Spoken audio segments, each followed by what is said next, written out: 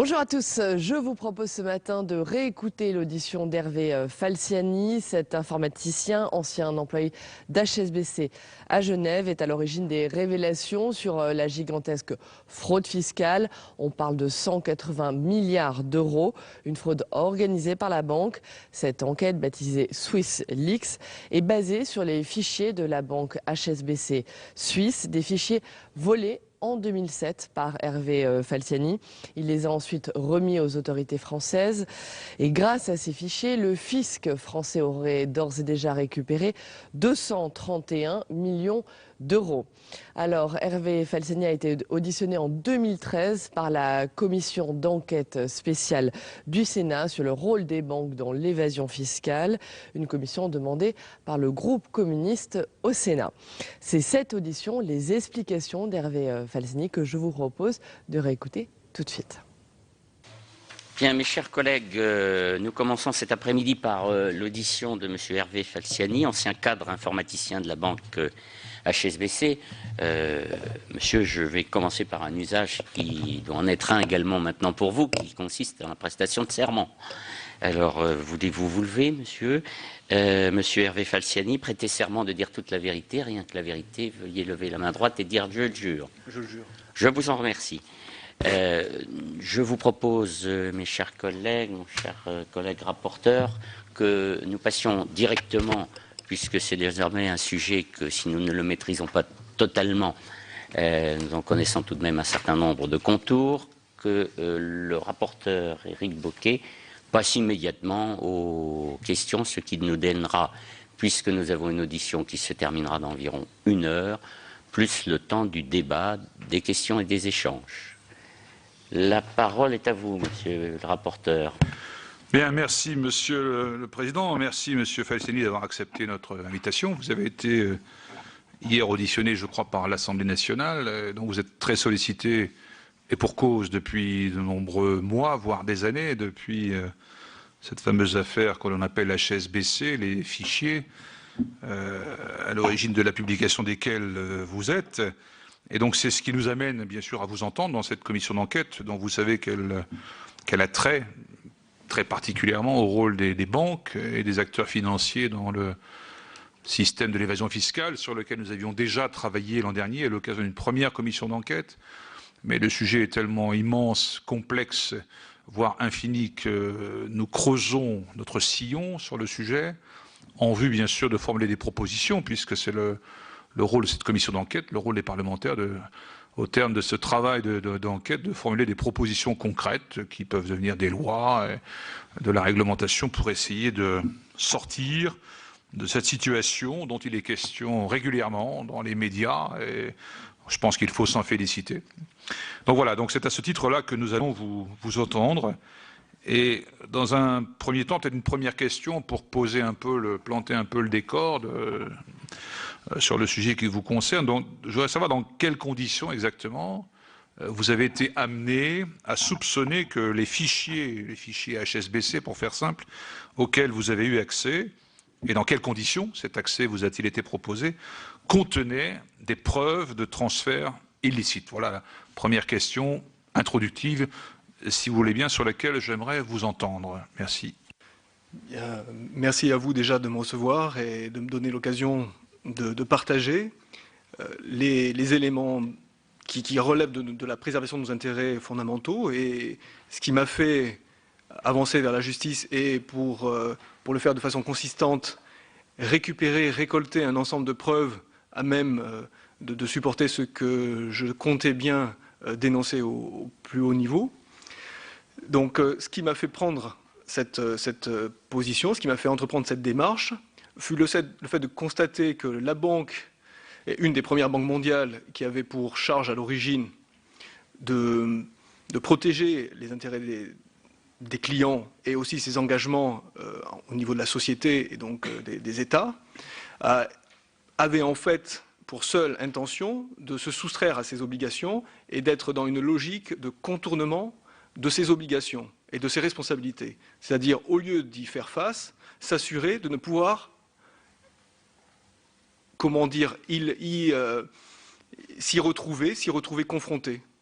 Et ça passait donc par effectivement des manquements en termes de régulation, en termes de contrôle, au niveau du cœur de ce qu'est l'activité bancaire et financière aujourd'hui, c'est-à-dire au niveau de la maîtrise de ces outils informatiques. Donc, comment ai-je pu récolter ces preuves?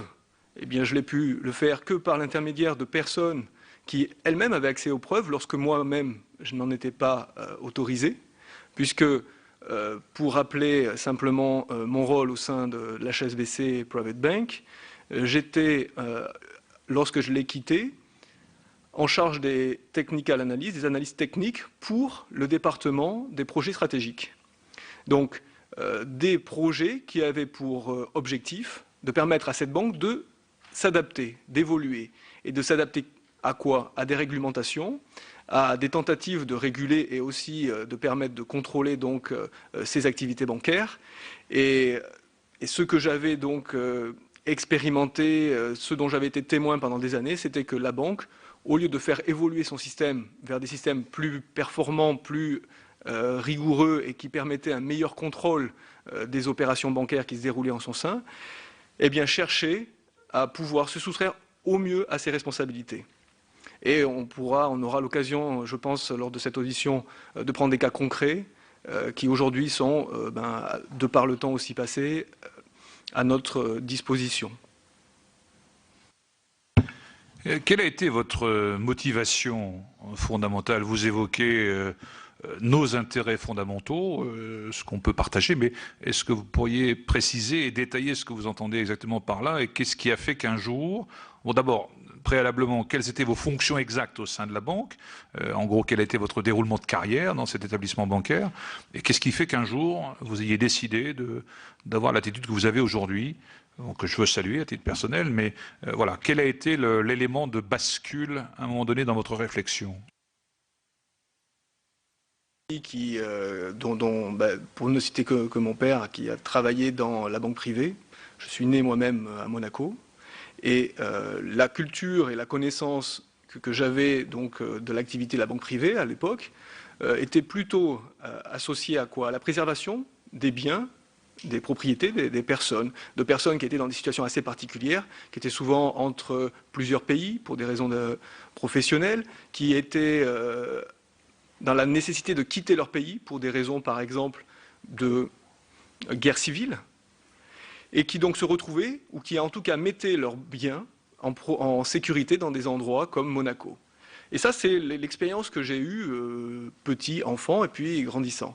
Quand je rejoins l'HSBC en l'an 2000, c'est avec une mission qui est de constituer un service de recherche et développement local pour l'HSBC Monaco. Et dans ce cadre-là, il s'agit donc de le doter de nouveaux outils informatiques qui vont permettre un meilleur contrôle des opérations bancaires. Donc, ce que je vois, moi, être dans la continuité de cette logique bancaire, privée, de la banque privée, qui est de protéger les biens de clients. Et en même temps, d'assurer aussi, de participer à quoi? À la traçabilité aussi bien donc de ces biens et de leur provenance. Cela dit, le problème surgira lorsque, au lieu de cela, je me retrouverai dans une situation où la volonté sera de faire évoluer vers des systèmes qui se révéleront moins performants au regard de problématiques de sécurité, de rigueur. Et on me fera donc partager et participer à des projets qui, au lieu donc de permettre un meilleur contrôle et une meilleure protection des intérêts même du client et du respect des engagements de la banque, iront dans des directions diamétralement opposées, qui permettront, il y a des cas assez emblématiques, par exemple, de détecter si des gestionnaires, à un moment donné, présentant un risque réputationnel pour la banque, ne peuvent pas être détectés comme tels et invités à quitter la banque avant même que la réputation de cette dite banque soit mise à mal. Donc, vous voyez, on rentrait dans des outils d'analyse, de connaissance et de suivi des opérations bancaires qui avaient pour objectif, en fin de compte, de dédouaner la banque, de lui éviter d'être exposé, plutôt que d'aider à contrôler et à agir comme aussi acteur responsable de la place financière, pour un rôle qui est quand même central sur bien des points. Et je parle du rôle de la banque privée, qui est un peu comment dire, le gras de la finance. Là où les biens, ou une majorité, par exemple, de la dette souveraine va se retrouver. Excusez-moi d'y revenir, Monsieur Falciani, mais quel est l'élément déclencheur dans votre comportement à un moment donné? Qu'est-ce qui a fait que vous avez décidé un jour d'exploiter ces fichiers? Donc sur Monaco, en 2000, dès qu'on rentre, on met en place un projet qui permet déjà de révéler des malversations d'un gestionnaire au détriment des clients sur Monaco. C'est le cas Steven Trott.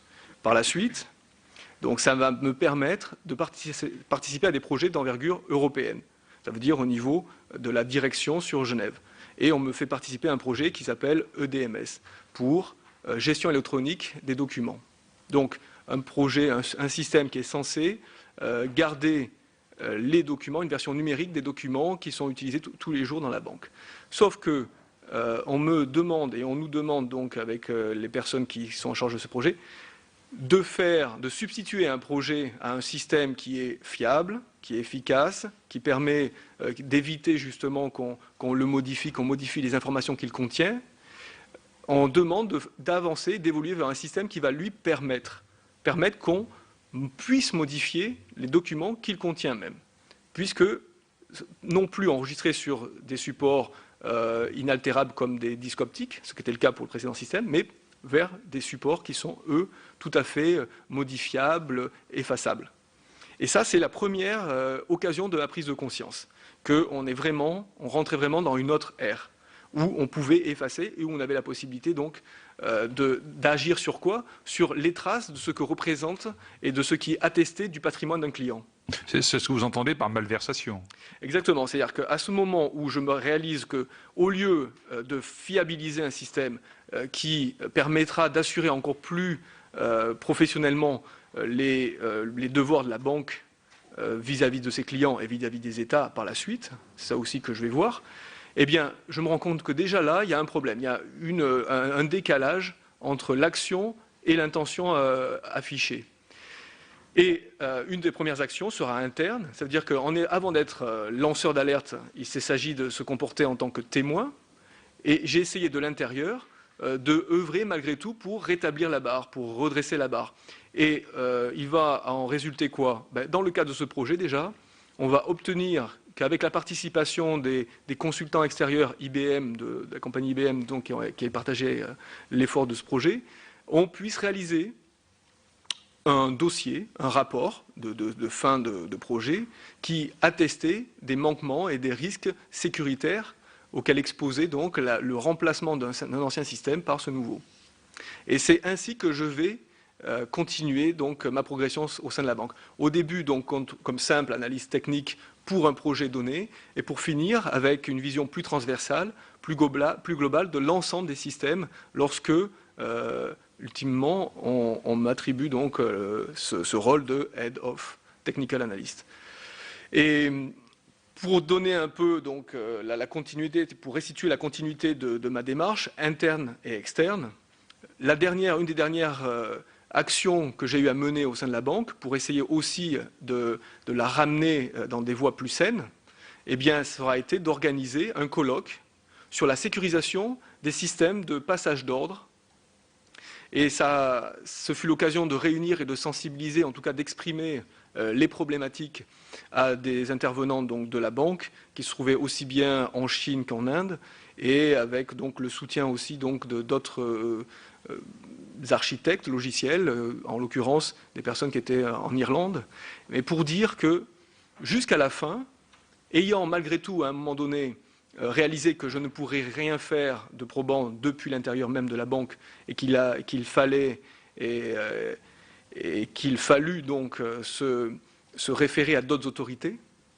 Donc même malgré cela, même malgré ces deux voies d'alerte, eh bien, dans la banque, j'ai continué jusqu'à la fin à essayer aussi donc d'alerter les personnes qui étaient en charge, qui avaient la responsabilité de faire en sorte que le système soit fiable et permette de lutter et non pas de laisser faire toutes sortes d'agissements.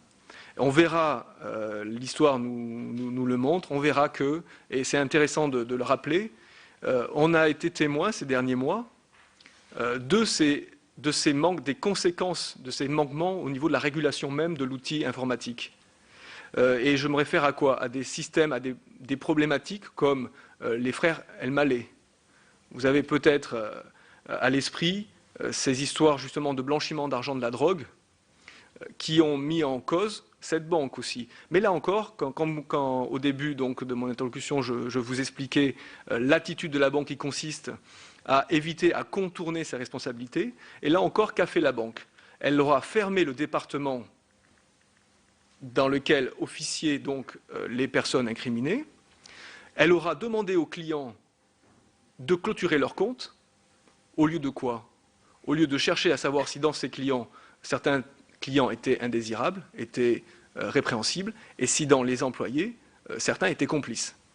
Donc là encore, on verra qu'au lieu d'aider à la lutte, à l'efficacité financière, à la probité et à la légalité de ces opérations financières, la banque va rentrer dans une démarche d'évitement. Et quand, personnellement, donc moi, successivement, je suis témoin du fait que d'un système robuste, on cherchera à passer à un système permissible, eh bien, à chaque fois, ce sera une occasion pour m'inciter à prendre des risques, puisque n'ayant pas un soutien institutionnel en tant que lanceur d'alerte, je vais prendre des risques pour amener, pour constituer déjà les preuves pour une justice et amener une justice à s'intéresser à ce qui se passait dans cette banque. Donc, première étape, je commence à essayer donc de solliciter l'intervention des autorités suisses. Cela ne se faisant pas, la prochaine qui rentrera en lice sera celle française.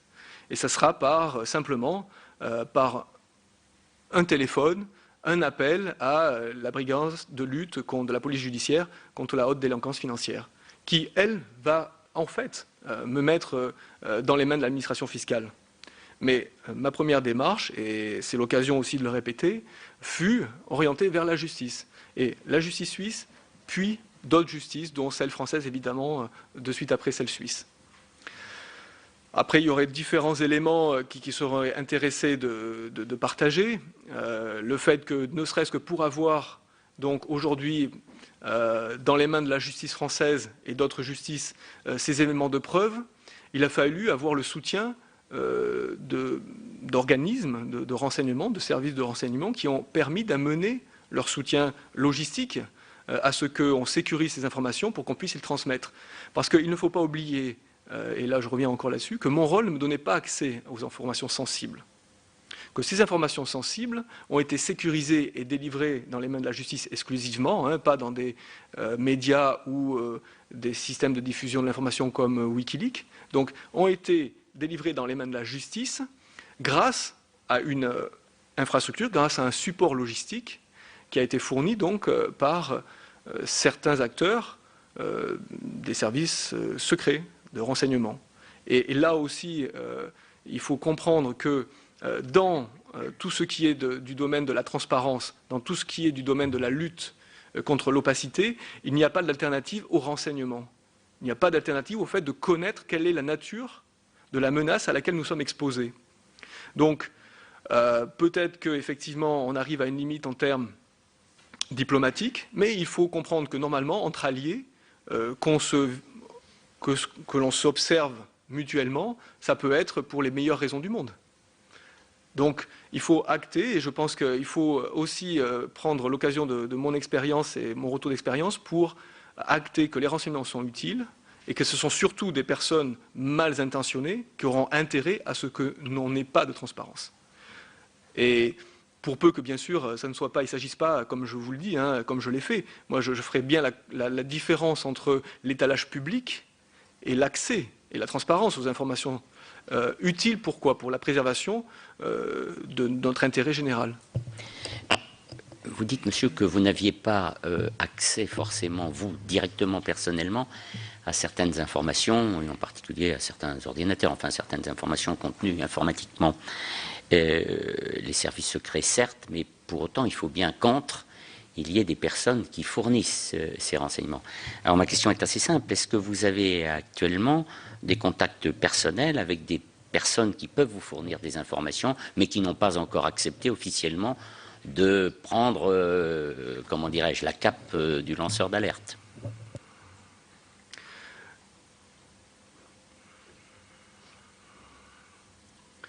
Il y a évidemment, j'ai évidemment en tête différentes personnes qui seraient à même d'amener un témoignage et d'amener des éclaircissements sur bien des points qui méritent de l'être éclaircis.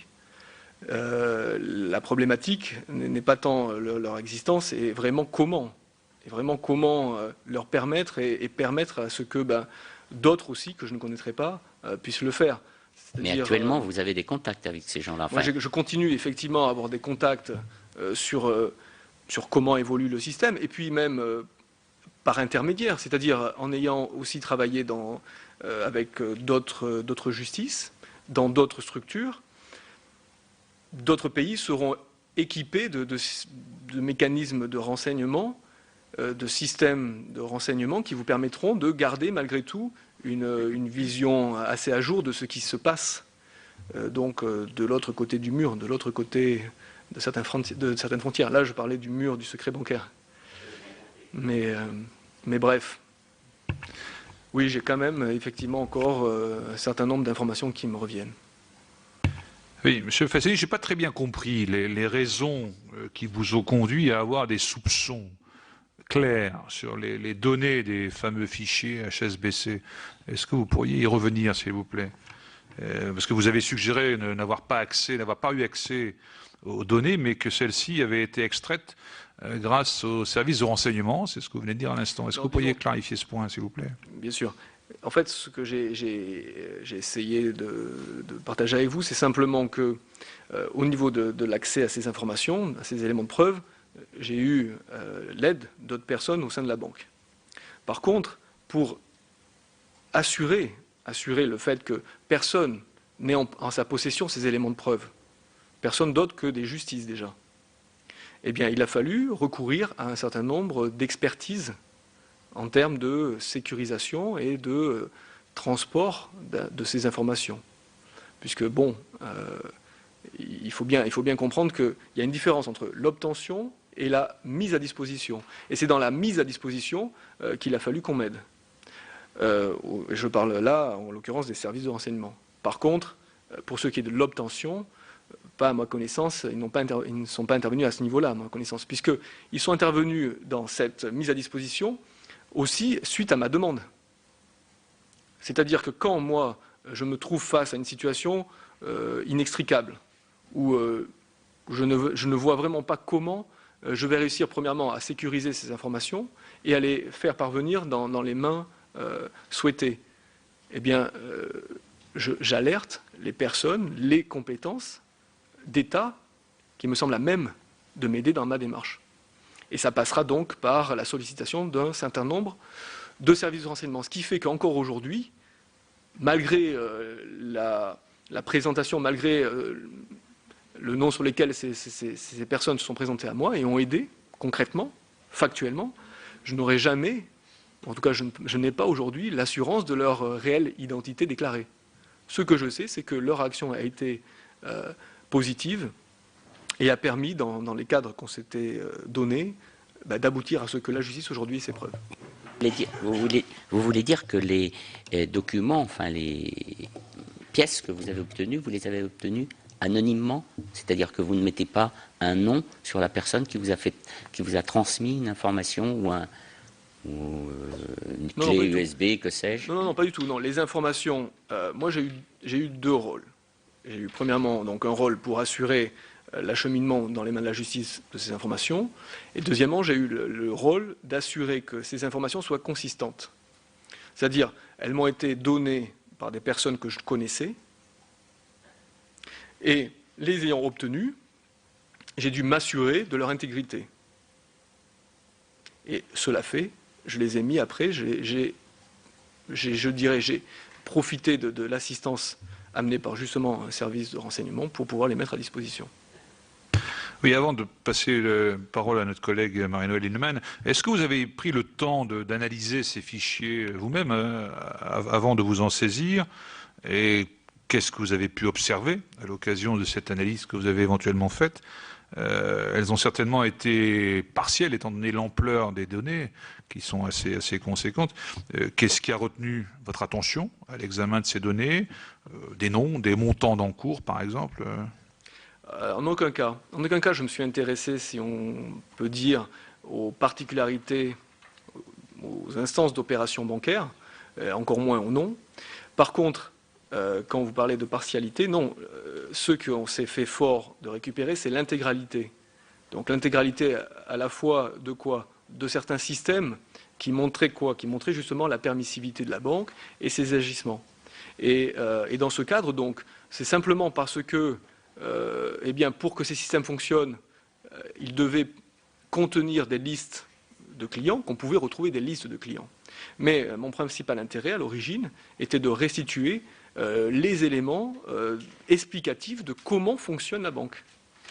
Et de façon la plus factuelle, la plus, comment dire, inattaquable possible, en restituant en l'état dans lequel se trouvaient ces informations au sein même de la banque. Ça veut dire sans constituer, par exemple, des listes telles que ce fut fait par des administrations qui avaient des mandats et qui ont eu des mandats précis et limités à des listes déjà. Donc moi, en aucun cas, je me suis intéressé à des listes, mais je me suis intéressé à l'intégrité de systèmes et des éléments qui représentaient le fonctionnement de ces systèmes et à la mise à disposition donc de ces éléments. Je vais donner la parole à Madame Niemann, notre collègue, qui veut vous poser une question. Oui, monsieur, deux questions. La première, c'est que vous indiquez que vous avez donc bénéficié du soutien de services de renseignement pour faire passer, si je puis dire, les informations à un stade opérationnel pour la justice. Je voudrais vous demander, on avait entendu à l'époque un ministre des Finances nous indiquer qu'il avait une liste de noms, mais que cette liste ne pouvait pas être utilisée parce qu'elle avait été, entre guillemets, volée et n'avait pas été légalement transmise à la justice. Est-ce que vous avez connaissance des mécanismes de transmission? Est-ce que, de votre point de vue, ils avaient été illégalement transmis? C'est le premier point. Et la deuxième chose, puisqu'il y a des services de renseignement, donc quelle est la nature de ces services de renseignement en termes d'efficacité juridique de ce passage, hein? La deuxième chose, c'est que vous avez parlé des projets stratégiques.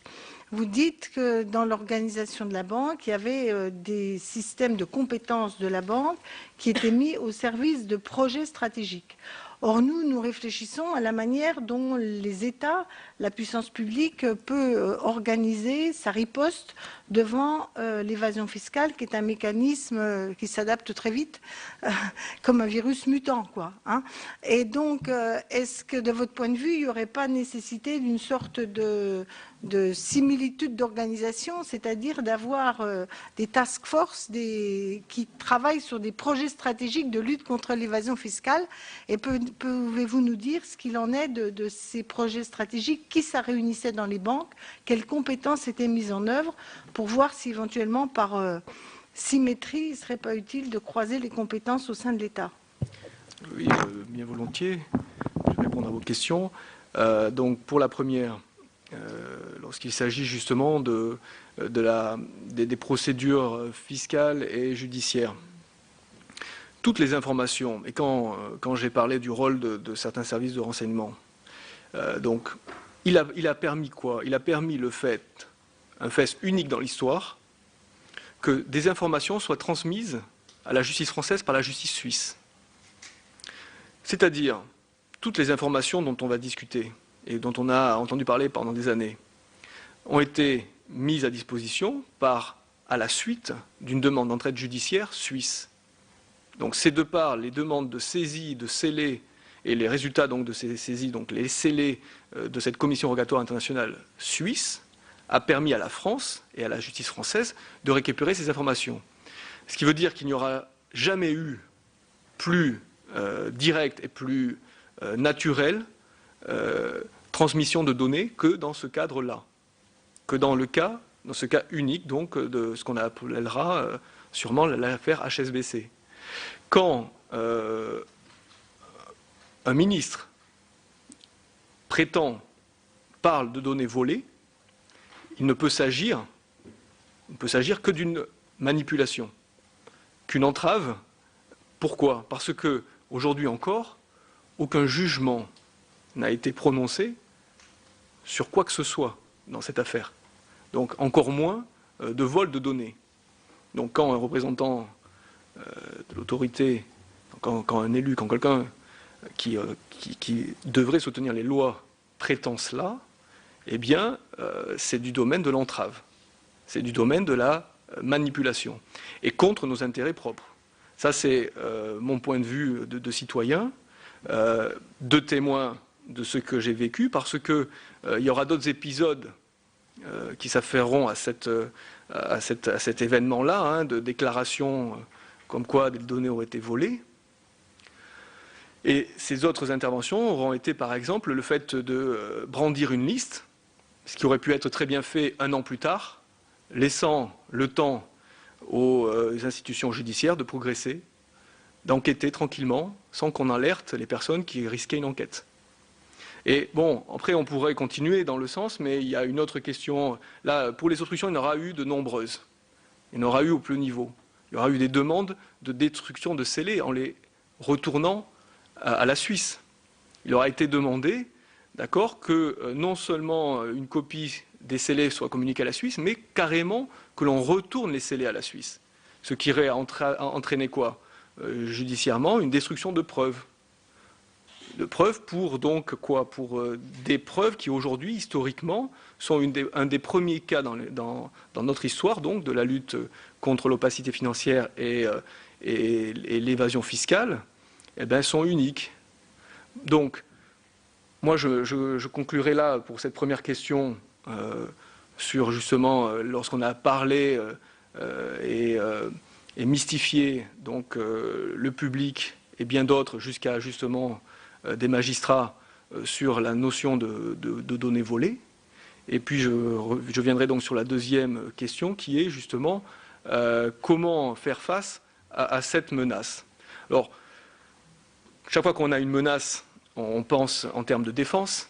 Donc la défense nationale, juste quelques jours après, donc le 14 juillet, il est important de faire le rapprochement entre les différents types de menaces auxquelles nous sommes exposés. Dans le cadre de la menace, donc de l'opacité financière, de la dérégulation, de l'absence de contrôle de ces opérations, puisque comme je vous le disais en début de séance, eh bien, nous avons des personnes qui, au lieu de prendre des responsabilités et participer à la lutte contre justement la délinquance financière, ils prendront soin d'éviter toute exposition à ces risques simplement. Eh bien, on verra que donc on manque d'autorités qui se substitueront et qui rempliront ce rôle, qui se substitueront à ces acteurs financiers et qui rempliront ce rôle. Donc, dans la banque, on aura des systèmes d'adaptation. On peut essayer, c'est un axe extrêmement important, effectivement, de reproduire des systèmes qui vont offrir des vaccins qui s'adapteront au fur et à mesure que ce virus se mutera. Et donc, pour ce faire, eh bien, reprendre la même dynamique d'adaptation de nos défenses, tout comme il y a des mécanismes d'adaptation de, on va dire, ces virus. Si vous comprenez, on comprendra bien de quoi je parle. Alors, effectivement, ça passera par quoi? Par constituer des équipes, l'équivalent sûrement d'un département projet stratégique, quelque chose qui se rapprochera de ce que l'on aura en Espagne, rassemblé sous le nom de parquet anticorruption, où on aura un ensemble de compétences. C'est-à-dire qu'à l'identique que dans le département stratégique où on avait un ensemble de compétences réunies, eh bien, à nous aussi de constituer ce genre d'entité pour, justement, d'un côté, pouvoir récupérer les informations sur les menaces auxquelles nous sommes exposés, de l'autre, analyser ces menaces. Donc, vous voyez bien, il y a la connaissance métier. Ce sera dans la banque un département qui est dédié à la connaissance du métier et des opportunités proposées à la banque. Et la plupart du temps, une opportunité, c'est quoi? C'est une évolution réglementaire. Donc, lorsque nous, ici, nous cherchons à entraver un comportement qui nous est pénalisant, eh bien, la banque, elle, va prendre cela comme une opportunité pour prendre un service d'évitement, pour proposer un service d'évitement. Et pour proposer ce service, donc, le projet stratégique va faire quoi? Eh bien, va étudier quelles sont les modifications en son sein qui doivent être opérées et va donc mener à son terme ces modifications. Et donc, nous, on pourrait effectivement, prenant connaissance de comment la banque va s'organiser pour faire face à une réglementation, eh bien, évaluer un plan d'action qui aura pour but de contrecarrer cette offre de services nouveaux à venir qui, par les structures en présence, vient souvent avant même la date de mise en application de ces réglementations. Oui, avec la permission de mon collègue Jacques Chiron qui a une question à poser, vous voulez dire que des fichiers ont été transmis dans le cadre d'une commission rogatoire, certes, mais par qui a-t-elle été formulée d'abord? Et d'après ce qu'on sait, c'est la justice suisse qui a fait cette demande. Donc, comment ça s'est passé en détail? Donc moi, une fois sur France, je me fais fort donc, de récupérer les informations. Une fois sur France, je ne suis pas sorti de Suisse avec des informations, avec les preuves que je comptais donner à la justice française, mais je les ai récupérées sur France, ces preuves. Et les ayant chez moi, lorsque la commission rogatoire s'exécute, eh bien, sont saisies à mon domicile ces informations que j'avais donc récupérées et validées à nouveau. Donc, ces scellés sont effectués par la gendarmerie nationale, sont transmises donc directement au parquet. Par les services secrets ou... Non, directement par l'action de la série, par l'exécution de la commission rogatoire internationale demandée par la Suisse. Donc c'est sous la demande, c'est sous la tutelle de la Suisse que ces informations sont récupérées, transmises à la justice française. Et atterrissent dans les mains de la justice française. Et c'est là où moi, je vais alerter le procureur, M. Éric de Montgolfier, sur l'intérêt pour la préservation de nos intérêts fondamentaux, qu'il fallait qu'il s'intéresse à ces informations, et non pas qu'il les retransmette sans rien faire à la Suisse, comme celle-ci le demandait. Et donc c'est aussi et essentiellement par son action que ces preuves-là finiront dans les mains de la justice française. Notre collègue Chiron va vous poser une question. Oui, je voudrais revenir sur le début de votre audition. Vous avez dit à un moment donné que le système d'évitement de la part de la banque, c'était sur des actes considérés comme criminels à l'échelon international. C'est-à-dire qu'ils ont voulu cacher, d'après ce que j'ai compris, un certain nombre de comptes relevant d'actes criminels à l'échelon international. Donc ça signifie pour éviter de les déclarer. Éviter de le déclarer ou pas. Si vous voulez, malheureusement, c'est plus étendu. La problématique, elle est plus étendue qu'au simple cas de cette banque, qui est déjà emblématique de par sa taille. Exactement. Si vous permettez, je vais reformuler pour être bien sûr de m'être bien exprimé. Vous avez un système financier qui est un peu constitué comme un œuf. Vous avez une coquille, et vous avez dedans une matière molle dans laquelle on pourrait se déplacer une fois passé la coquille. Et une coquille qui est assez faible, d'accord? Donc la coquille, c'est là où se concentre la responsabilité au regard, par exemple, des institutions judiciaires suisses. Et qui constitue cette coquille? Ce sont les gestionnaires de fortune au niveau de la banque. Ce qui veut dire que, imaginez-vous, vous avez donc une entité, le système financier, qui repose, pour lesquels la responsabilité de ce qui s'y déroule repose sur la tête de quelques individus, officiellement. Donc ça veut dire que la banque, elle va se permettre d'offrir tous les services que vont demander ces gestionnaires, pour des raisons commerciales, et par contre, si le gestionnaire ne fait pas ce qu'il devrait, ce sera lui qui sera responsable au niveau de la loi. Or, comment lui restituer cette responsabilité si on n'est pas à même de déceler son activité? Et c'est toute la problématique de la banque. C'est-à-dire que si il n'y a pas un contrôle de cette partie molle, qui représente l'essentiel de la finance, eh bien, on ne pourra jamais, ou très difficilement, restituer leur responsabilité à la coquille, au niveau de la coquille, au niveau des intermédiaires, au niveau des gestionnaires.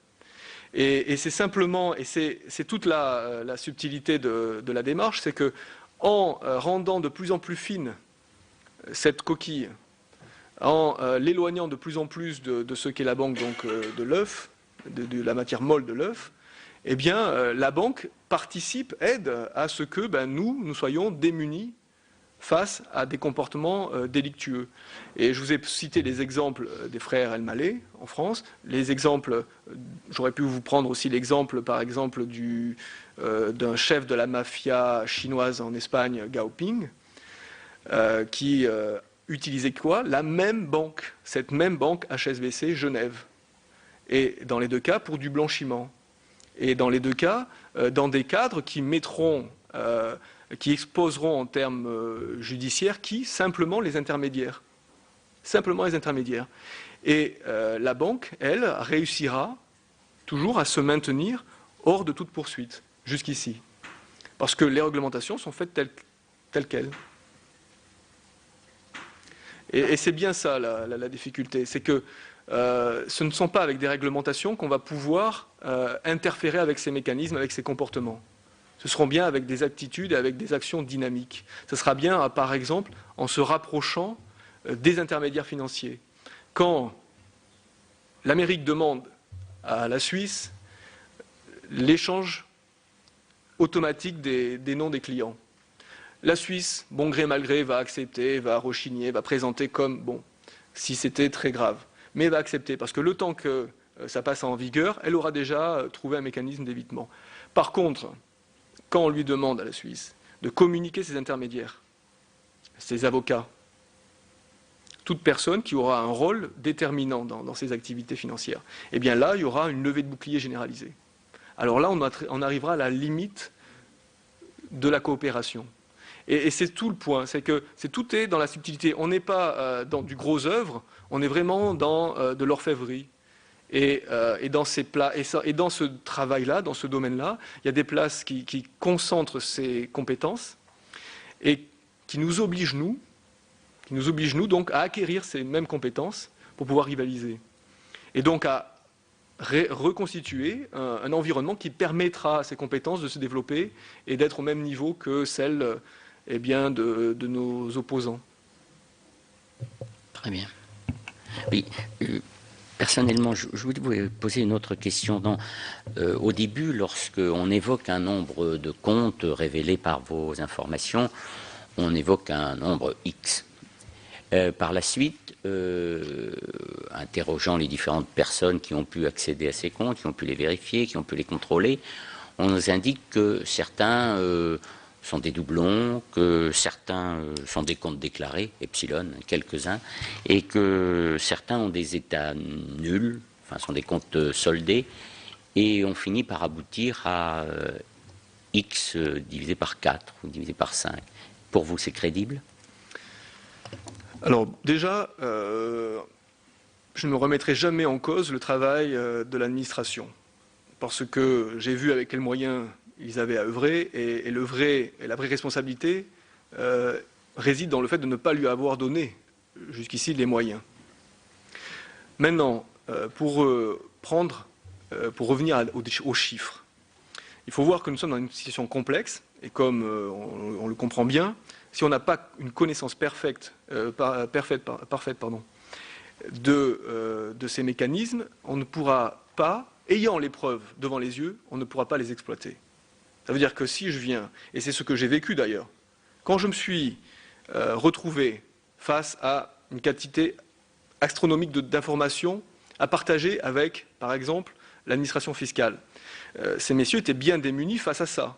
Ils ne pouvaient pas l'exploiter. On a travaillé pendant des mois pour exploiter une partie la plus intéressante par rapport à leur mandat exclusif. Sur quelques mois, on a pu exploiter ces quelques informations. Mais tout le reste, qui était juste adossé à ce qu'on avait exploité, faute de pouvoir expliquer de quoi ils s'en retournaient, ils n'ont pas pu les exploiter. Et des éléments aussi importants que les intermédiaires financiers dont on vient de parler. Ne sachant pas qu'ils étaient représentés sous tel format dans ces informations, ils n'étaient pas même pour les exploiter. Donc, quand on parle de liste, il faut comprendre qu'on parle d'extraction. Ça veut dire, c'est comme une prise de sang dans un organisme. On aura une vue ciblée, choisie d'un organisme. Ça sera par exemple sa glycémie. Donc, quand on va voir, par exemple, qu'on va faire une prise de sang qui correspond à une liste de comptes, on aura quoi comme doublon?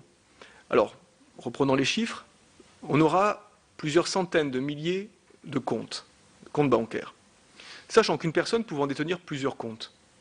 Donc on peut très bien avoir une liste où on aura sur plusieurs lignes le même nom, mais avec un compte différent. Donc ça constituera un doublon en termes de personnes, mais pas un doublon en termes d'informations. On aura plusieurs comptes pour une même personne. Ensuite, quand il s'agit d'établir, par exemple, un patrimoine pour une personne, si on ne connaît pas les biens, les produits financiers qui sont disponibles pour les clients, eh bien on va se retrouver dans des situations qui sont assez inattendues pour les personnes justement qui ne les connaissent pas. Je vais vous prendre l'exemple des dépôts fiduciaires. Le dépôt de fiduciaire consiste à déléguer la propriété d'un bien. Un peu comme pour les trusts, sauf que là, c'est un dépôt. Vous avez 1 million, vous déléguez, vous transmettez la propriété de ce million pendant 6 mois. Donc pendant 6 mois, ce bien, c'est un peu comme pour certaines formes d'assurance vie, ce bien va être à la propriété de la banque. Donc si on regarde l'état de vos biens, vous avez 0, vous avez moins 1000, moins 1 million, moins 10 millions. Donc si il vous reste, par exemple, si vous lisez une liste dans laquelle apparaîtra d'un côté en positif 5 millions et de l'autre moins 1 million, votre premier réflexe, ça sera de soustraire et d'obtenir 4 millions. Sauf que ce moins 1 million correspond à la trace dans le système du fait que vous détenez 5 millions et non pas 3. Oui.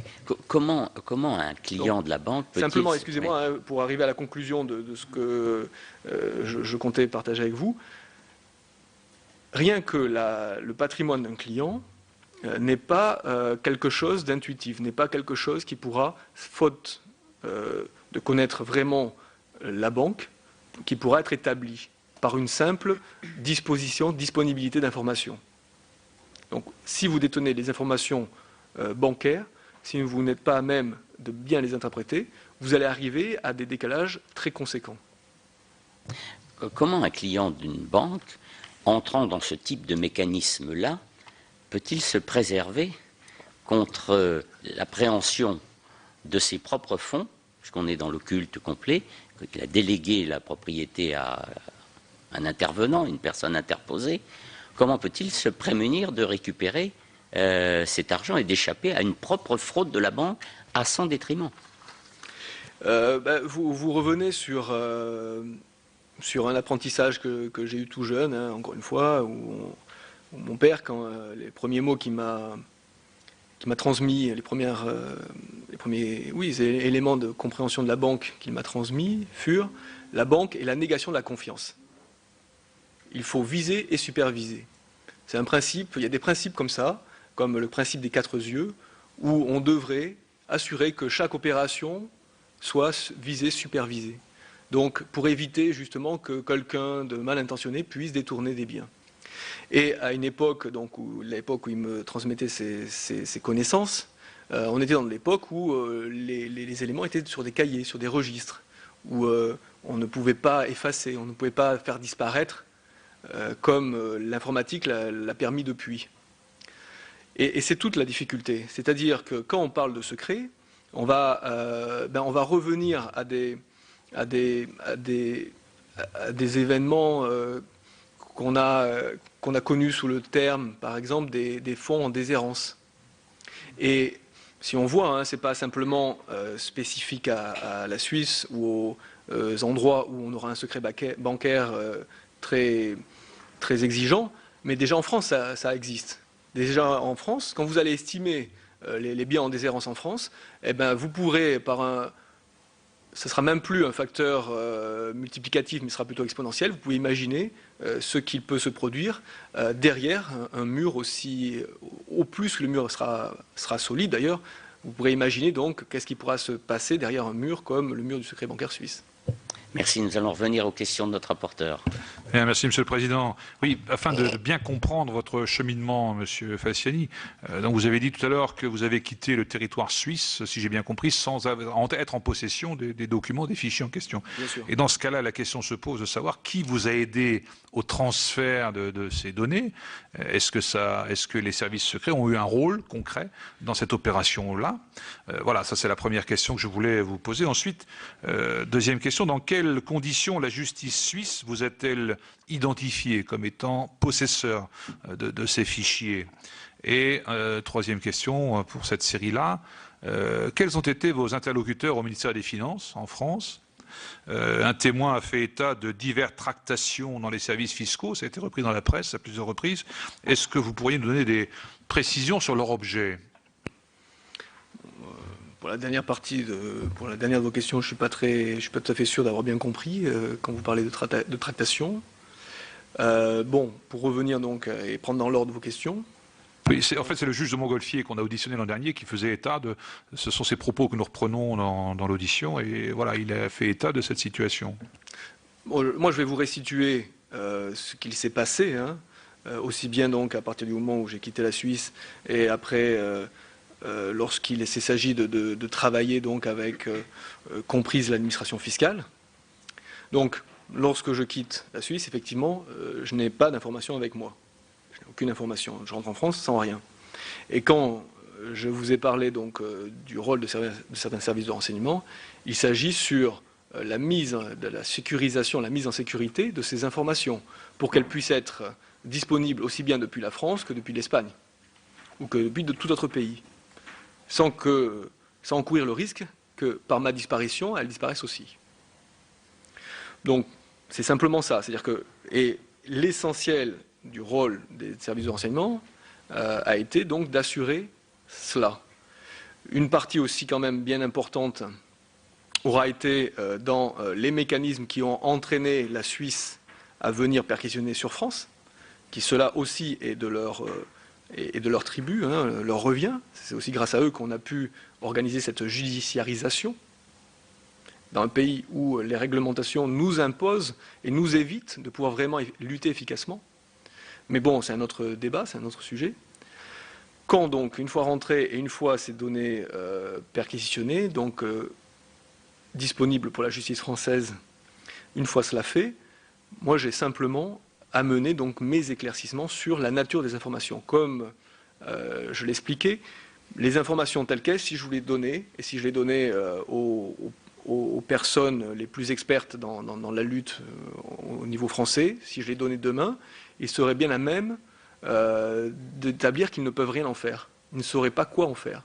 Ils pourraient retrouver peut-être quelques noms. Et en fait, le test se fait ainsi. Quand moi, je leur ai transmis ces données, je n'avais pas de connaissances particulières sur leur niveau de compétence, sur l'exploitation, sur leur capacité d'exploiter ces données. Et ce sont eux qui sont revenus vers moi pour me dire, écoute, j'ai bien vu qu'il y avait des noms par-ci, par-là, mais je suis incapable de pouvoir les utiliser. Et c'est à ce moment que j'ai commencé à travailler avec. Donc, tractation correspondant à quoi? Correspondant justement à un travail, à l'organisation d'un travail, à des réunions.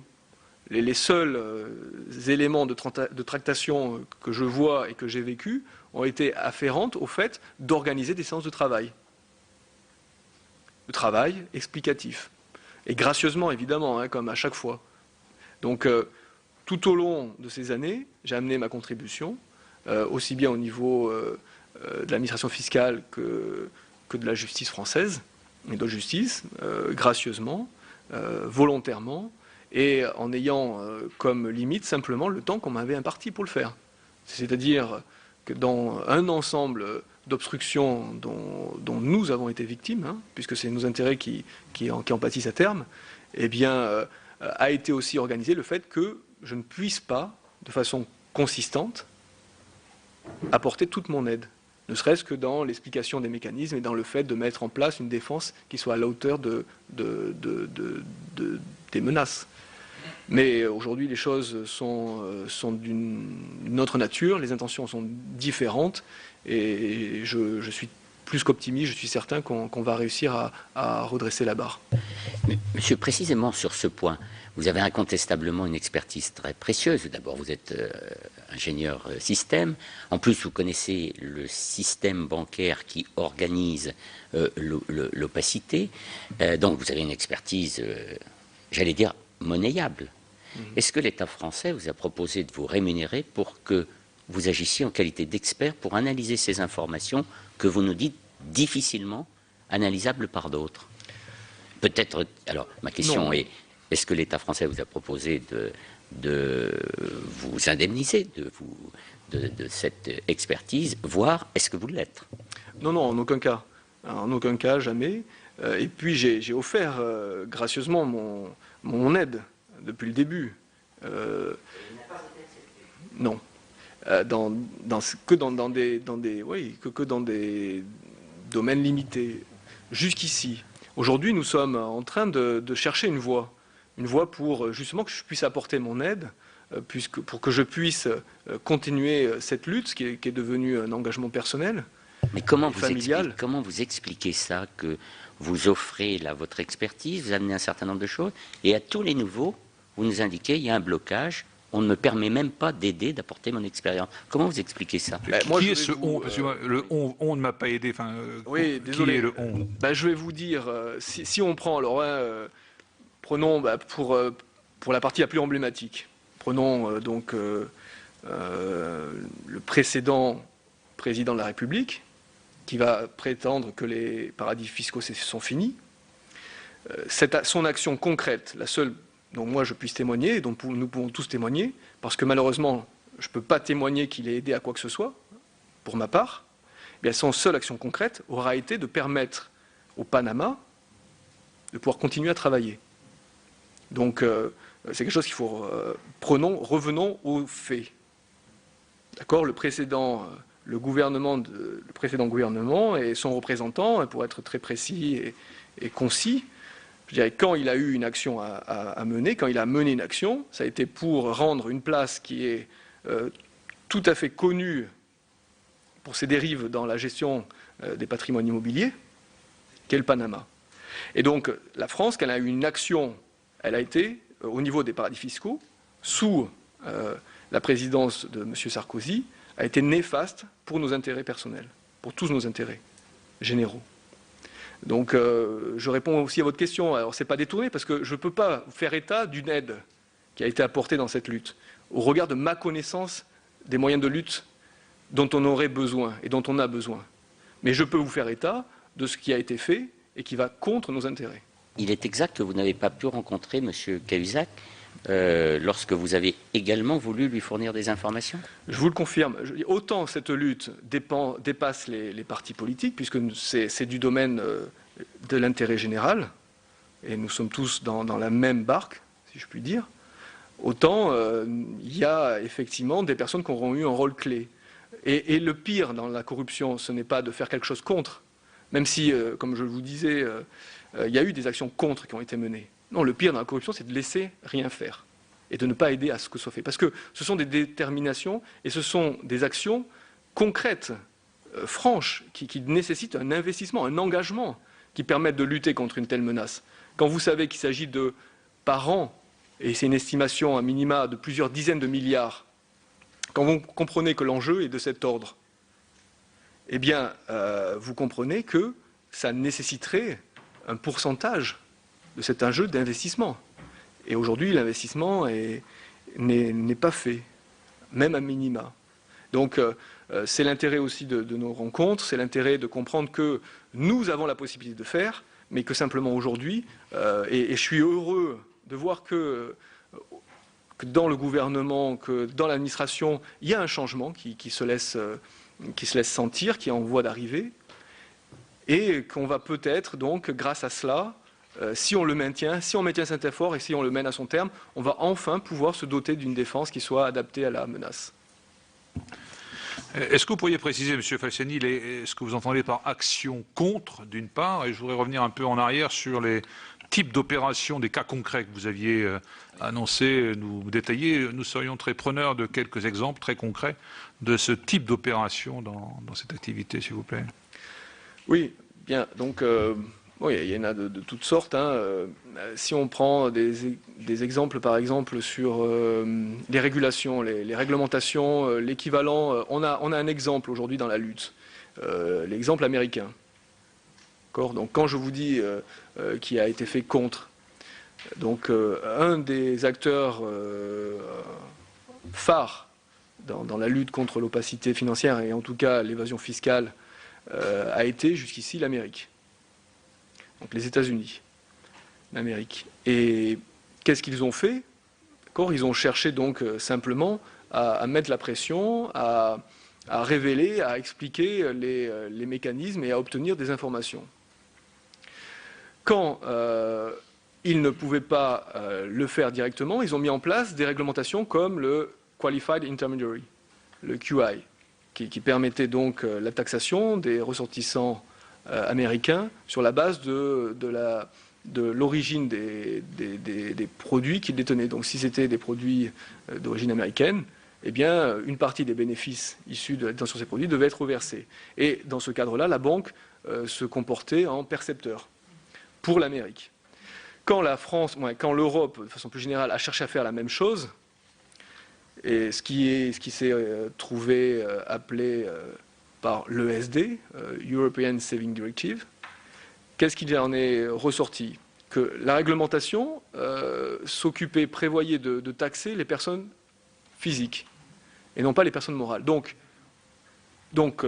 la faille, ou plutôt la démarche, le projet stratégique qui a pris le biais de cette évolution réglementaire a été d'identifier les personnes qui paieraient plus que la mise en place d'une structure légale, derrière laquelle ils auraient pu donc s'abriter, qui auraient pu payer plus qu'en bénéficiant de certains produits. Bon, j'en ai nommé un dernièrement, là, les dépôts fiduciaires, par exemple, donc, qui auraient besoin de modifier la nature de leurs avoirs pour éviter cette taxation.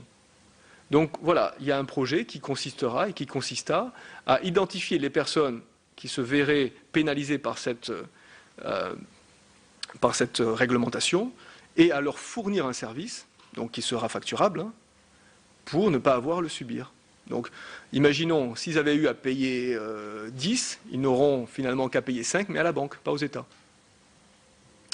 Et c'est exactement ce type d'activité à laquelle je me référais quand je parlais de projet stratégique et de logique de contournement et de saisie d'opportunités commerciales, en l'occurrence.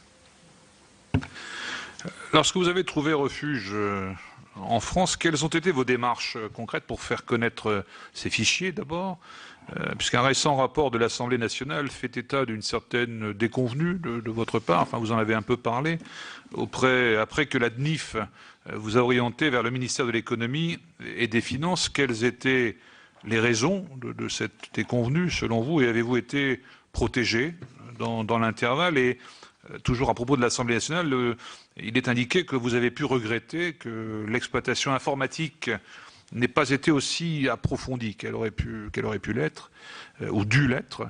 Est-ce que c'est, selon vous, exact? Et quelles lacunes peut-on identifier sur ce sujet? On est resté toujours dans le sujet, hein, depuis le début de la séance.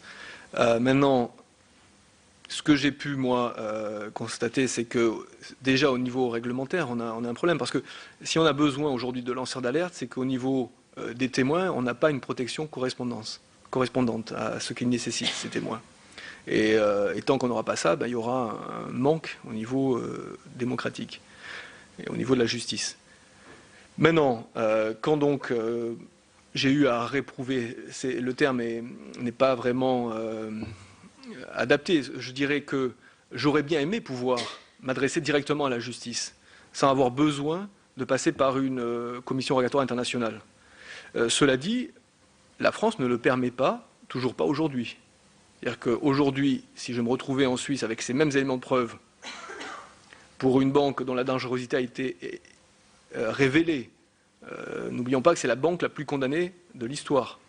HSBC a déjà été condamnée à hauteur de 1,9 milliard de dollars. Donc, malgré la dangerosité d'une banque, si aujourd'hui j'avais ces informations à transmettre à la justice française, je ne pourrais pas le faire. Ça me passait par, justement, le fait d'être dans le cadre d'une enquête déjà ouverte. Donc, je me suis retrouvé dans les mains de l'administration fiscale, probablement parce qu'en termes judiciaires, il n'y avait en aucun cas, il n'y a toujours pas l'arsenal qui permet de faire autrement. Arsenal qui existe ne serait-ce qu'à nos frontières. Il suffit d'aller en Espagne, on aura un arsenal qui permet donc de combler cette lacune que nous avons ici. Donc voilà, ça c'est déjà pour je dirais les regrets, la tristesse que je peux avoir à constater et à revenir sur cette partie de mon parcours.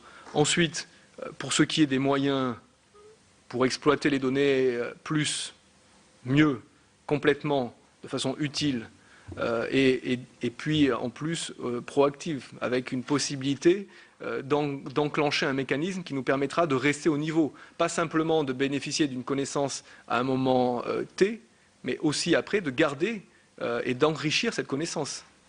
Donc tout ça, c'est ce dont j'ai déjà discuté, à savoir ce qui est à notre portée aujourd'hui. C'est un potentiel. Donc je regrette que le précédent gouvernement n'ait pas pris les mesures qu'il était à même de pouvoir prendre et qu'il aurait dû prendre.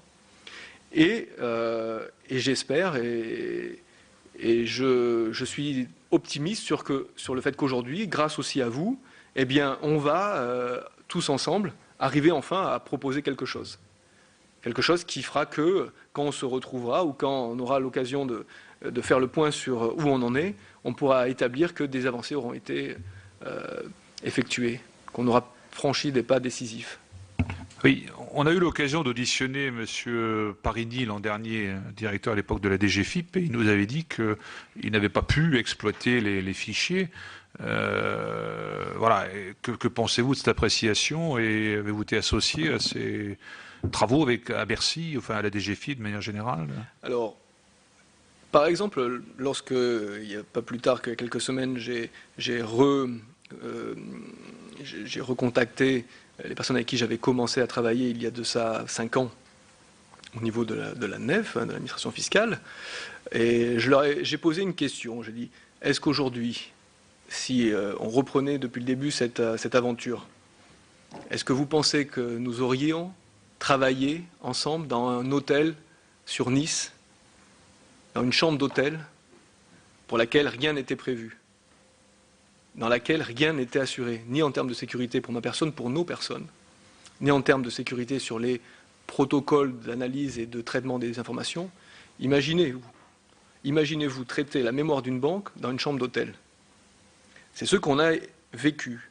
Les gens courageux, l'administration fiscale, ont participé à ça, bien à leurs dépens aussi, bien en encourant des risques. Et s'il n'y avait pas eu derrière d'autres mécanismes pour sécuriser cela, moi-même je ne m'y serais pas soumis. Mais ça, c'est de la responsabilité de qui? En tout cas, pas des agents qui y ont été soumis. C'est au-dessus que les moyens n'ont pas été réunis pour traiter le sujet à la mesure qu'il méritait. Oui, vous dites que nous n'avons pas en France les moyens que, semble-t-il, les Espagnols auraient. Mais face au problème que soulève toute cette affaire, il y a quand même deux techniques. L'administration fiscale, certes, elle est obligée de passer par la commission des infractions fiscales, mais peut déposer plainte pour fraude fiscale. Et puis, le parquet peut parfaitement ouvrir directement une enquête, voire après susciter une instruction pour blanchiment de fraude fiscale. Puis après, lancer le processus d'enquête classique avec des pouvoirs des enquêteurs français qui ne sont certainement pas moindres que ceux espagnols. Je comprends mal votre réserve, là, ou votre critique du système, j'allais dire, juridique. Eh bien, pardon ? Oui, eh bien, simplement d'expérience par rapport à ce que j'ai pu vérifier moi-même. Lorsque je rentre en contact avec la police judiciaire en 2008, je suis à ce moment encore dans la banque HSBC, d'accord? Eh bien, ce qui s'opère, c'est pas la mise à disposition de la justice de ces preuves, c'est le fait qu'on me mette, je dirais, en contact avec les agents de l'administration fiscale et qu'on me dise nous ne pouvons pas nous ne pourrons pas utiliser de façon judiciaire vos informations, ne pourrons pas attester leur origine et nous ne pourrons les utiliser qu'en termes de renseignement. Donc moi je vous fais état simplement de ce qui sera établi par les agents de l'administration qui ont eu en charge. Vous nous rapportez ce que vous avez vécu. Juridiquement, ça me paraît très contestable. Je crains que le choix soit ailleurs. Il me semble que ça pose le problème du réversible. C'est-à-dire quand il y a fraude fiscale, on considère que c'est l'administration qui est compétente et pas sauf si l'administration saisit la justice. Et il me semble que si vous permettez, non, si vous permettez, on est avant même cette problématique. On est dans le fait que si moi je me présente à vous avec une liste et je dis je suis témoin, je dirais je vais dénoncer un certain nombre de faits. Quand je suis témoin, je vais dénoncer un certain nombre de faits. Bon, bref, j'ai une liste, je l'écris, je n'ai pas d'autre responsabilité que ma parole. Par contre, si je vous fournis des preuves, des éléments de preuve, et que je ne peux pas attester l'origine de ces preuves, vous pourrez être poursuivi pour recel. Si ces éléments sont... Si vous utilisez un matériel qui est volé, imaginons, vous êtes poursuivi pour recel. Et c'est ça qu'il faut modifier, mais c'est aujourd'hui. Et moi, je vous parle d'il y a ça 5 ans. Et aujourd'hui encore, avant que cette modification soit actée, nous serons dans la même situation, nous resterons dans la même situation. Bien, pour poursuivre le cheminement, encore une fois, je vais demander de rassembler vos souvenirs, et je pense que vous avez une excellente mémoire, et pouvez-vous nous indiquer si des banques françaises figuraient parmi les personnes morales concernées par les fameuses données, puisqu'un rapport de l'Assemblée nationale cite certaines d'entre elles. Est-ce que vous vous souvenez de leur identité? Et même question pour les entreprises non financières. Y avait-il également des personnalités connues, éventuellement des responsables politiques de premier plan? Voilà la première question que je voulais vous poser. Donc, vous allez comprendre toujours que mon intérêt, c'est de se ramener au mécanisme, à rappeler que ma vraie expertise, elle est dans les mécanismes d'adaptation, en l'occurrence de la banque, et c'est là où je vais pouvoir vraiment contribuer à la hauteur de tout mon potentiel. Par contre, sur des données qui sont plus du domaine des clients de la banque, des intermédiaires de la banque, eh bien, ma contribution se limitera à quoi? Au fait de rappeler que la banque fonctionne de façon distribuée, avec une myriade d'intermédiaires. Ce qui nécessitera pour nous, d'ailleurs, de se réunir à plusieurs, de réunir non seulement nos efforts, l'effort de différents ministères localement, mais aussi de se réunir entre États. Lorsque donc vous me demandez si j'ai mémoire de banque, je dirais c'est évident que ce qu'on appellera l'intermediary banking, ça veut dire le fait qu'une banque détienne de ses avoirs dans d'autres banques, est le mécanisme qui permet d'établir un maillage entre une multitude, une myriade d'autres institutions financières. Et ça, c'est assuré que même sans regarder, même sans avoir jamais consulté aucune liste, il est exclu d'imaginer que donc cette banque suisse n'ait pas de compte, ne soit pas en relation avec des banques françaises. Donc, et c'est ça le plus important, c'est pas tant forcément que les banques françaises soient clientes de cette banque, mais plus que les banques françaises aient comme client cette banque, qui peut présenter aussi des risques pour nous, des éléments qu'il nous faudra vigiler et surveiller de près. Donc moi, ce que je pense, c'est que la dangerosité que je vois et l'important qu'il y a dans la connaissance des relations qui existent entre des banques françaises et des banques suisses réside dans la présence de comptes dans chacune de ces entités, de comptes qu'on appellera miroirs ou nostroloraux. Et ce sont ces maillages, effectivement, qui existent et qui sont répartis entre plusieurs banques. Donc vous pouvez avoir une banque, par exemple, espagnole, qui aura un compte dans une banque française et suisse, et qui fera que la banque française, sans avoir même de compte déclaré en Suisse, pourra bénéficier d'un circuit qui finira en Suisse. Donc, ce ne sera pas forcément les clients directs, simplement, qui présenteront des intérêts. Mais évidemment, vous allez avoir des banques françaises qui directement seront en relation avec les banques suisses, et cette banque-là en l'occurrence. Vous avez différentes façons de réaliser ou de concrétiser les relations qui existeront entre banques, donc les comptes et les transactions. Nous avons aussi les transactions qui transiteront par différentes banques, par différents intermédiaires. Donc c'est tout ce maillage, c'est toute cette complexité des moyens de communication aujourd'hui et des moyens de relations et des relations existantes qui posent le niveau du défi. Et effectivement, les banques présentent ce problème. Alors après, quand ça nous ramène aux noms propres, aux noms par exemple de personnalités ou de ministres, il ne faut pas présumer que je dirais un politique soit plus bête qu'un autre. Il ne va pas forcément déclarer son compte en nom propre. Quand nous avons tous les moyens d'intermédiation qui vous permettront par exemple de bénéficier de certains services, de certaines aides, certains voyages peut-être. En bref, quand vous voyez tous les moyens qui vous permettront d'être rétribués de façon indirecte, eh bien, vous allez comprendre qu'il n'y a aucun intérêt à vous exposer directement, à détenir des biens en Suisse. Donc, plus vous allez être au fait de ces intermédiations, mieux vous allez connaître ces mécanismes, et moins vous allez vous exposer au fait de détenir un compte directement. Ce sera dans des mesures vraiment très infimes que l'on va retrouver des gens exposés directement.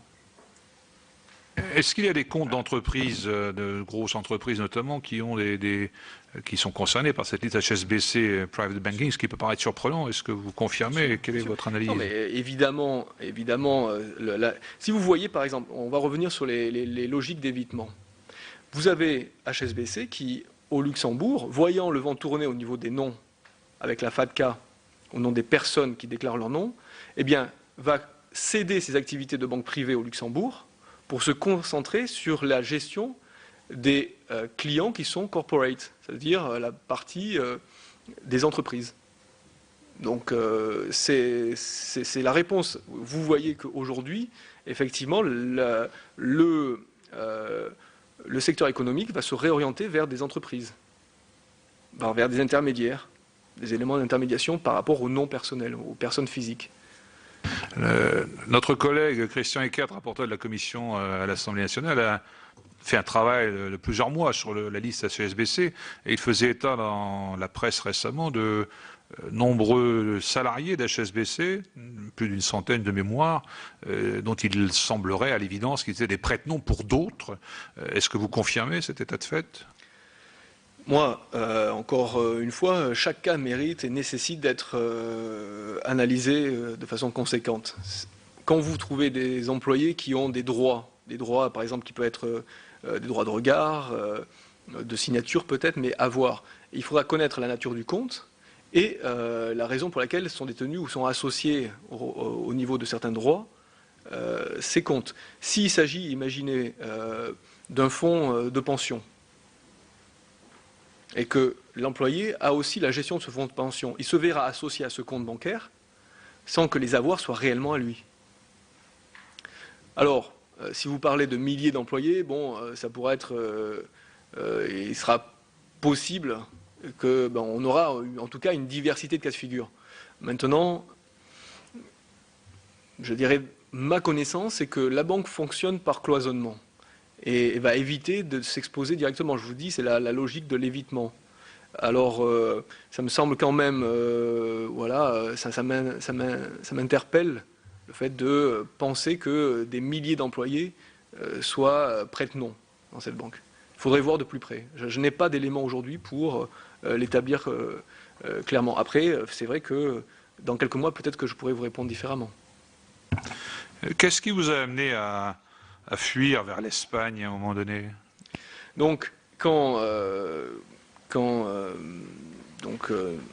les élections présidentielles ont permis à M. Hollande donc, de devenir président, le vent a changé. La demande d'entraide judiciaire formulée par l'Amérique, qui avait été étouffée, qui avait été refusée pendant de nombreux mois, voire des années, repart. Ça veut dire quelques semaines, simplement, quelques semaines après l'élection de M. François Hollande, en tant que président, reprend la collaboration judiciaire avec l'Amérique, les États-Unis. Et à ce titre, je suis entendu procureur américain à Paris, au niveau de la section de recherche de la gendarmerie nationale. Et on m'indique donc que, eh bien, malheureusement, les mesures ne sont pas à même d'être prises. Je dirais, on avance, mais à minima. C'est-à-dire qu'ils n'auront qu'une partie des informations, ils n'auront eu qu'une partie de l'aide qu'ils pouvaient espérer de la justice française à son état, à son moment. Et ce n'est pas du domaine de l'exécutif, c'est du domaine de magistrats à cette époque. Et qu'est-ce qu'il en résulte? Moi, je me retrouve donc à nouveau exposé sans avoir de mesures de protection adéquates. Et les mêmes personnes qui m'avaient aidé à sécuriser les preuves pour qu'elles puissent être transmises à la justice, ces mêmes personnes m'offrent un certain nombre d'options, me proposent un certain nombre d'options, et celle qui me semble malgré tout pas la moins dangereuse, mais préférable par rapport à mes convictions et à mon combat, c'est de me rendre en Espagne. Alors je sais que je vais être emprisonné, mais il faut reconnaître, dans certaines mesures qui sont avérées bien autres que celles espérées. Et donc voilà, c'est pour fuir certaines menaces, pour fuir les risques inhérents au fait que d'un côté, l'entraide reprend, d'un autre côté, peut-être que la lutte contre l'évasion fiscale, l'opacité financière va reprendre et que pendant le temps qu'elle reprenne, moi je ne serai pas, n'étant pas protégé, je serai exposé. Donc c'est dans cette condition, dans ces conditions, dans ce contexte, que je prends la décision effectivement de me rendre en Espagne. Votre commentaire sur ce qui vient d'arriver à M. Pierre Condamin-Gerbier, votre collègue qui a été auditionné ici même le 12 juin dernier, et donc les autorités suisses viennent de l'incarcérer, c'est bien cela? Il fait mesure, voilà, la justice s'empare de son cas. Quel est votre commentaire sur cette situation? Mon commentaire, c'est que, je ne connais pas déjà cette personne, mais ce qui est certain, c'est que toute personne qui participe à la justice, donc jusqu'à preuve du contraire, il s'est présenté à la justice, il est devenu un témoin pour des enquêtes en cours, au niveau de la justice française, et qu'est-ce que je vois? C'est couper l'herbe sur le pied de la justice française. Donc, quelle est la démarche, quel est le fond de cette démarche de la justice suisse dans ce dossier? C'est vraiment empêcher une instruction qui est en développement sur le territoire français. Ça, c'est factuel, indépendant de la personne. Moi, je ne connais pas même la nature des informations qu'il a transmises, le témoignage qu'il a à transmettre, mais je sais que c'est un témoin. Et en tant que témoin, dans une procédure française, je pense que n'étant pas en guerre avec la Suisse, on pourrait s'attendre à une meilleure collaboration des justices. Sur votre départ en Espagne, vous dites qu'en fait... Mettez le micro là par contre. Sur votre départ en Espagne, vous indiquez que, ayant pris conscience avec la collaboration franco-USA, que vous ne seriez pas à même en France d'avoir toutes les garanties d'aller le plus loin possible dans l'exploitation de ce que vous avez observé. Vous mettez en exergue le danger que ça pourrait avoir pour vous.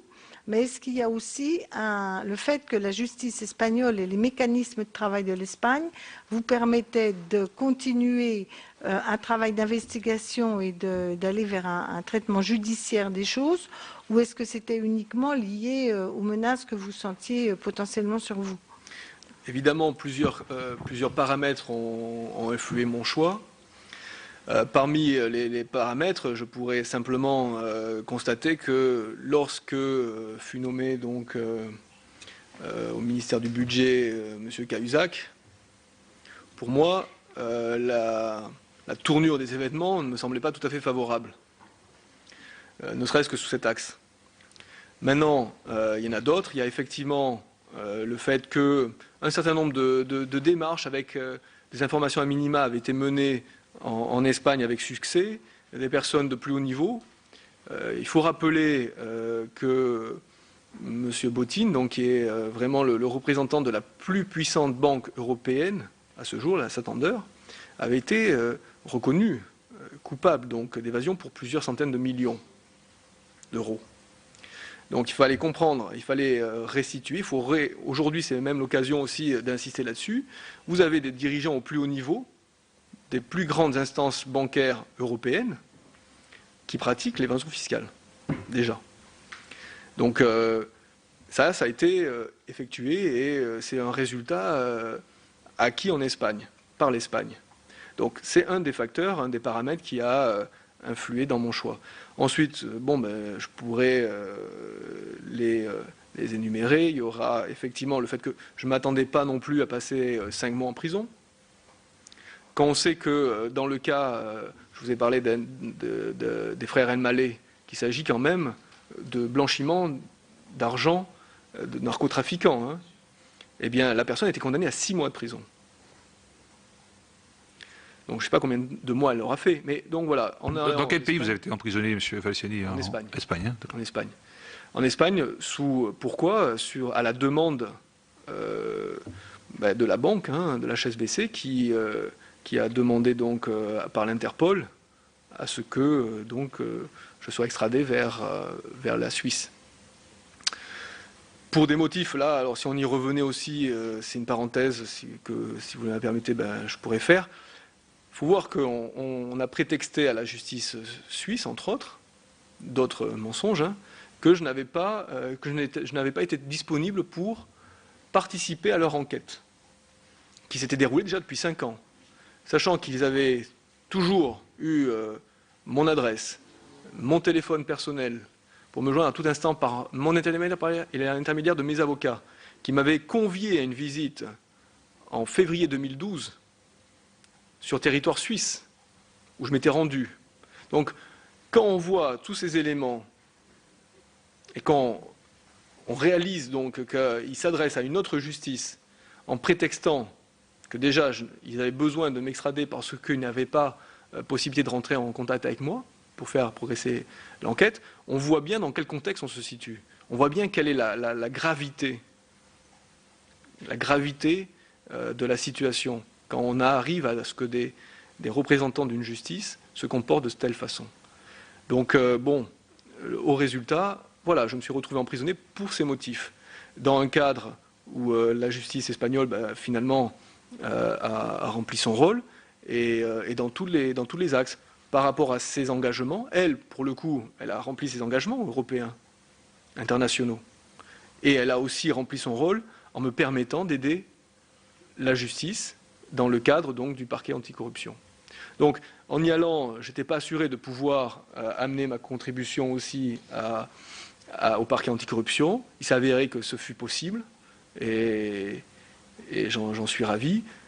Bon, le coup a été rude, le coup reste rude, mais c'est ainsi. C'est effectivement au regard donc de tout ce contexte, de ce poids. Il faut comprendre que aujourd'hui, je représente une menace, une grande menace par rapport à quoi? Par rapport au bien le plus précieux de la plupart de ces banques privées, qui est leur réputation. Donc ma simple personne, le simple fait que vous me receviez ici, le simple fait que ça se continue par la suite, qu'on maintienne la pression et qu'on engage des moyens pour lutter, eh bien va affaiblir naturellement ces activités, je dirais, qui sont répréhensibles vis-à-vis de nos intérêts. Donc, c'est tout ce poids, c'est tout ce potentiel-là qui a fait qu'à un moment donné, il a fallu que je pense à sécuriser ma personne. Alors, quelques dernières questions, parce que nous approchons de l'heure de l'audition suivante et je ne voudrais pas prendre de retard. Donc, vous venez en gros de nous expliquer que l'exploitation totale et intégrale de la liste, du fichier, n'a pas été accomplie, si j'ai bien compris. Des systèmes. Des systèmes. Des informations disponibles sur la banque. Est-ce que vous y travaillez encore aujourd'hui avec, est-ce que vous y avez travaillé avec d'autres pays? Je pense à la Grèce, le Royaume-Uni, par exemple. Est-ce que vous y travaillez encore aujourd'hui à l'exploitation de ces systèmes? Et pensez-vous qu'il faille, imaginons une autorité indépendante, une équipe d'experts indépendants et transparents qui aurait la tâche de travailler jusqu'au fond justement de l'exploitation de ces systèmes? Est-ce que ça serait utile, nécessaire, et notamment du point de vue de l'intégrité de la liste, parce que la question est revenue à plusieurs reprises dès l'audition ici du procureur de Montgolfier, qui se posait la question, comme beaucoup d'autres personnes. Donc pensez-vous que cette intégrité ait été préservée, parce que la liste a quand même circulé entre beaucoup de mains, depuis sa transmission jusqu'à l'exploitation aujourd'hui et pour la suite. Voilà, donc qu'est-ce qui a pu se passer entre deux? Pensez-vous que l'intégrité de ces fichiers ait été vraiment respectée? Et dernière question plus personnelle, vous l'avez évoqué, vous parlez de menaces à votre endroit, de quel type de menaces d'abord, et de la part de qui proviennent-elles? Données, ce qui est essentiel de bien comprendre. Aujourd'hui, nous sommes en mesure d'assurer l'intégrité des données et d'assurer qu'elles auront été ou pas tronquées par telle ou telle administration. Pourquoi? Parce que par le même mécanisme que les informations auront été disponibles et mis dans les mains de la justice française, les mêmes informations qui ont été transmises à la justice française ont été transmises à la justice espagnole. Ce qui permettra donc de les comparer et d'établir qu'il n'y a pas d'altération, qu'il n'y a pas eu de modification de ces informations. La justice suisse également? La justice suisse aussi. Donc, on aura déjà la possibilité d'assurer qu'il n'y a pas eu d'altération. Mais là, je vous dis, je préfère donc me recentrer sur le fait que déjà, en France et en Espagne, avant même l'acceptation de la collaboration judiciaire, les deux entités possédaient les informations, des informations identiques. Donc, le rapprochement pourra être effectué, il pourra lever le doute. Lever le doute aussi sur quoi? Sur justement des informations qui ont été, je dirais, tronquées, qui ont été dévoyées, sur le fait que des fichiers ont été modifiés. Il y a un rapport de la justice suisse qui révélait que les données des fichiers auraient été altérées. Et là, il faut bien comprendre la différence qu'il y a entre l'intégrité, l'identité matérielle et logique d'une information. Si vous avez un film, une vidéo, que vous le copiez, bien vous aurez sur cette copie la préservation de l'intégrité logique de ces informations. Par contre, physiquement, effectivement, non, ce ne sera pas le même physique. Donc, ce qu'avaient soulevé les autorités suisses avait été justement une modification en termes physiques sur certains fichiers qui n'ont jamais été exploités jusqu'ici, de surcroît. Mais par contre, ces altérations physiques, qui pouvaient révéler peut-être ne serait-ce qu'une copie, ne permettaient en aucun cas d'attester d'une altération logique. Donc ça aussi, c'est une notion importante qu'il convient de partager aujourd'hui. Ensuite, donc, vous avez posé un certain nombre de questions. Il y avait aussi donc, la possibilité donc, de poursuivre la lutte. Ben, oui, je le répète, la possibilité de poursuivre la lutte, elle existe, d'exploiter ces informations, elle existe, et d'aller au-delà. C'est-à-dire, ces informations ont surtout, à mon sens, l'intérêt de révéler la dynamicité de la banque, de la diversité des outils dont elle dispose, pour pouvoir justement contourner les réglementations. Mais donc, faisant état de cela, il ne s'agit pas de s'arrêter à cela seul, il s'agit donc de mettre en place les mécanismes qui vont nous permettre de faire face à cela. Et je suis optimiste sur le fait qu'on y arrive. Et je sais qu'on est déjà en contact pour essayer que tous ensemble, avec ma contribution, on arrive justement à constituer quelque chose d'efficace et de correspondant aux enjeux. Enfin, pour ma menace, donc, elle est aussi tributaire de cela. C'est-à-dire que, ayant un gouvernement qui veut lutter, qui cherche réellement à lutter contre l'évasion fiscale, contre l'opacité financière, eh bien, en étant un acteur qui va permettre justement de donner un avantage dans cette lutte, qui représente un avantage dans cette lutte, tant que je resterai un élément assez unique, assez marginal, ben, je serai exposé à un risque. Et donc, dès qu'on rentrera dans une démarche qui sera plus étatique, où on aura des structures correspondantes, conséquentes, alors là, les risques sur ma personne seront diminués, évidemment. Je pourrais rester peut-être emblématique sur certains points, parce que justement, peut-être que si je me projette avec optimisme, ben, je serai peut-être un des éléments déterminants dans cette constitution d'une force de défense, mais malgré tout, je dirais, le risque sera moindre, parce que nous serons sur un pied qui sera plus d'égalité. Et je ne représenterai pas la marginalité qui risque d'être le déclenchement d'un mécanisme de défense. Est-ce que vous avez été approché, et je conclurai là-dessus, par les autorités de supervision françaises, l'autorité de contrôle prudentiel et l'autorité des marchés financiers? Je n'ai, jusqu'à mon retour d'Espagne, la seule et unique personne, en dehors de l'administration fiscale, la NEF et la justice, qui m'a approché, la seule autorité qui m'est approchée, a été M. Arnaud de Montebourg. Point barre. La seule personne qui a, en termes d'autorité, qui s'est intéressée à ce qui se passait, dans le fond, a été M. Arnaud de Montebourg. Donc je n'ai jusqu'ici pas encore été approché par toute autre entité prudentielle ou autre. Bien, M. Falciani, merci beaucoup pour cette audition qui se termine. Merci à vous, monsieur.